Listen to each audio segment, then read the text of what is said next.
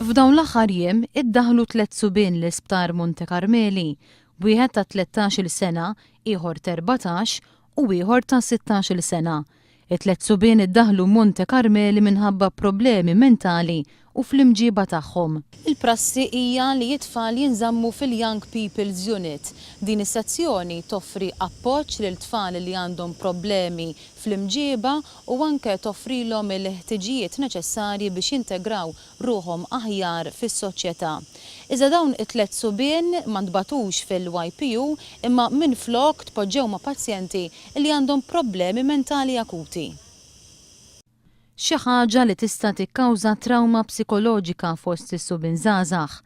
Dan għaliex il-pazjenti li hemm tfal fost l-oħrajn għandhom tendenzi suwiċidali, depressjoni u skizofrenija. One News jinsab infurmat li waħda mir-raġunijiet għaliex it-tfal taltu ma' dawn il-pazjenti hija għax bħalissa il-Young People's Unit tal-Isptar hija iffullata. Dan l-istazzjon jinsab infurmat ukoll li din is-sitwazzjoni ilha għaddejja, tant li n-numru ta' tfal ilhom deħlin u ħerġin mill-Isptar Monte Carmeli għal dawn l-aħħar xhur. One News għamel kuntatt mad-direttur tal-Isptar Joseph Saliba li huwa wkoll il-konsulent ta' dawn it-3 subien.